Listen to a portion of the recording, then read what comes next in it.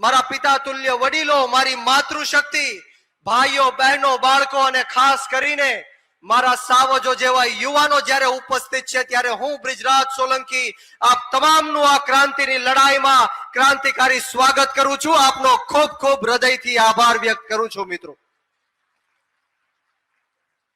મિત્રો છેલ્લા 30 વર્ષથી આ ગુજરાતની અંદર આ ભ્રષ્ટાચારી ભારતીય જનતા પાર્ટીનું શાસન છે.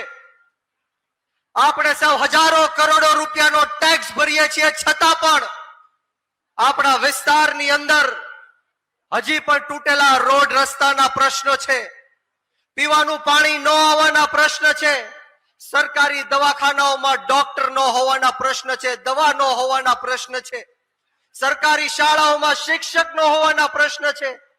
આવા અનેક પ્રશ્નના કારણે સમગ્ર ગુજરાતની જનતા આજે આ ભારતીય જનતા પાર્ટીના શાસનથી ત્રાહિમામ પુકારી છે. દુઃખ સાથે કહેવું પડે કે આ ગુજરાતની અંદર એક વર્ષમાં એટલે કે 365 દિવસમાં 9000 કરતા પણ વધારે નિર્દોષ ગુજરાતીઓએ આત્મહત્યા કરી છે. 9000 કરતા પણ વધારે નિર્દોષ ગુજરાતીઓએ 2023 ની અંદર આત્મહત્યા કરી છે. 900 કરતા પણ વધારે માત્ર એક વર્ષમાં નિર્દોષ લોકોના ખૂન થયા છે આ ગુજરાતની અંદર. દુઃખ સાથે કહેવું પડે કે ગઈકાલે જ આંતરરાષ્ટ્રીય મહિલા દિવસ હતો, પરંતુ આ ગુજરાતની અંદર માત્ર એક વર્ષમાં એટલે કે 365 દિવસમાં 2200 કરતા પણ વધારે દીકરીઓ સાથે રેપના બનાવ આ ગુજરાતની અંદર બને છે. આવા અનેક મુદ્દાઓના કારણે આજે ખેડૂતો, યુવાનો, રત્ન કલાકારો, મજૂર વર્ગના લોકો આમ આદમી પાર્ટીની સાથે જોડાય છે. દરેક દિવસે હજારો લોકો આપણે સોશિયલ મીડિયાના માધ્યમથી જોઈએ છીએ કે આમ આદમી પાર્ટીને સમર્થન આપે છે, આમ આદમી પાર્ટીમાં જોડાય છે, અરવિંદ કેજરીવાલ સાહેબની સાથે જોડાય છે. એનું કારણ એ છે ભારતીય જનતા પાર્ટીના પાપના કારણે મોરબી પુલની દુર્ઘટના લઈ લો, ગંભીરા પુલની દુર્ઘટના લઈ લો, રાજકોટની અંદર ટીઆરપી ગેમ ઝોનમાં જે અગ્નિકાંડ થયો, સુરતની અંદર તખ્તશિલા અગ્નિકાંડ થયો, હરણી બોટકાંડ બરોડાની અંદર થયો, બોટાદની અંદર દેશી કેમિકલ વાળો દારૂ પીને અસંખ્ય લોકો મૃત્યુને ઘાટ ઉતર્યા. આ બધું જો કોઈના પાપના કારણે થયું હોય, બધું જો કોઈના ભ્રષ્ટાચારના કારણે થયું હોય, તો એનો જવાબદાર માત્ર ને માત્ર ભારતીય જનતા પાર્ટીના નેતાઓ છે. અને આવનારી જે જિલ્લા પંચાયત અને તાલુકા પંચાયતની ચૂંટણીઓ આવે છે ત્યારે આપણે સૌએ આ ભારતીય જનતા પાર્ટીને જડબા તોડ જવાબ દેવાનો છે. મિત્રો, મારે આ કાર્યકર્તા મિત્રોને કહેવું છે કે આપણે સૌએ સાથે મળીને નાત જાત ભેદભાવ, ભાષા, ધર્મ, જ્ઞાતિ, જાતિ બધું જ ભૂલીને આપણે લોકો વચ્ચે જવાનું છે.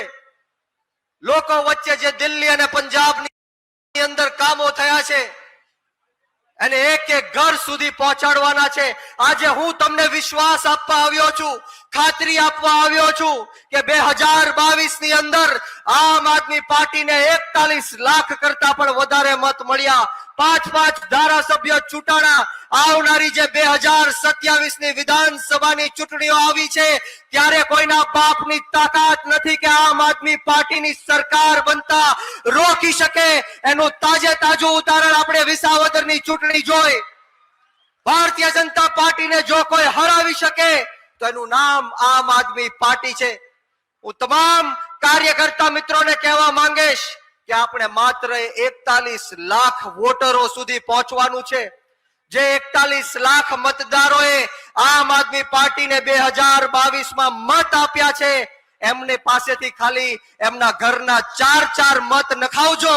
આ ભારતીય જનતા પાર્ટી 1,20,00,000 મતે સરકારે બનાવી છે, ત્યારે ખાલી માત્ર 41 લાખ આપણા વોટરો એમના ઘરના 4 મત આમ આદમી પાર્ટીમાં અપાવશે ત્યારે આમ આદમી પાર્ટીની સરકાર બનશે. મિત્રો, આપણે કોઈ હતાશ થવાની જરૂર નથી, આપણે કોઈ નિરાશ થવાની જરૂર નથી.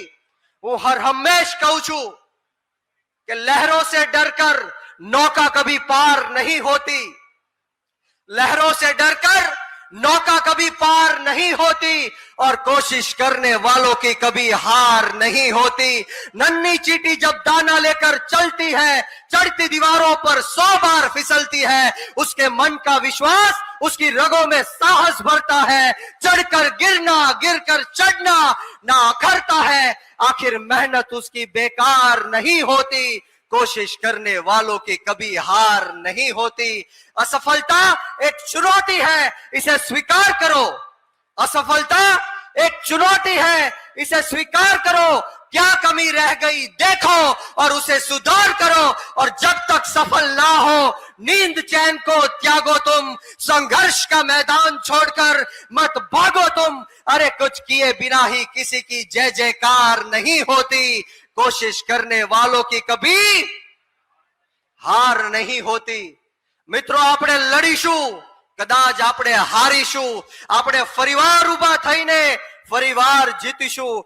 આ જે નિર્ણય છે એ આપણને આમ આદમી પાર્ટી અને અરવિંદ કેજરીવાલ સાહેબ શીખવાડે છે। ત્યારે આપણે સૌએ જોયું કે જે રીતના ગુજરાતની અંદર ખેડૂતોના હક અધિકાર અને ન્યાય માટે આપણા આમ આદમી પાર્ટીના નેતાઓએ 3 મહિના સુધી જેલવાસ ભોગવીને જે સંઘર્ષ કર્યો છે, આપણે એમને યાદ કરવાનો છે। માનનીય પ્રવીણભાઈ રામે જે સોમનાથ થી લઈને ગાંધીનગર સુધી યાત્રા કાઢી છે, એમાં હજારો ખેડૂતોનું સમર્થન આમ આદમી પાર્ટીને મળ્યું છે।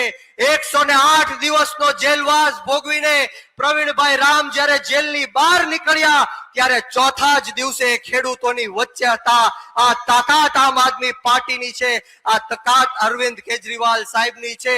10,000 કરોડ રૂપિયાની સહાય આ ખેડૂતોને આપવાનું કામ આ ભારતીય જનતા પાર્ટીએ કર્યું હોય તો એ આમ આદમી પાર્ટીના ડરથી કર્યું છે। મિત્રો, આવા અનેક કામો આમ આદમી પાર્ટીના ડરથી જ્યારે આ ભારતીય જનતા પાર્ટી કરે છે, ત્યારે હું ખાસ કરીને બોટાદની અંદર જે હળદર ખાતે કડદાકાંડ થયું એમની વાત કરવા માંગીશ કે જે રીતના જલિયાવાલા બાગમાં અંગ્રેજોના કહેવાથી જે પોલીસે ચારે બાજુથી આપણા ભારત દેશના લોકોને ઘેરીને અંધાધૂંધ ફાયરિંગ કર્યું હતું, અનેક ભારતીયોને મોતને ઘાટ ઉતાર્યા હતા।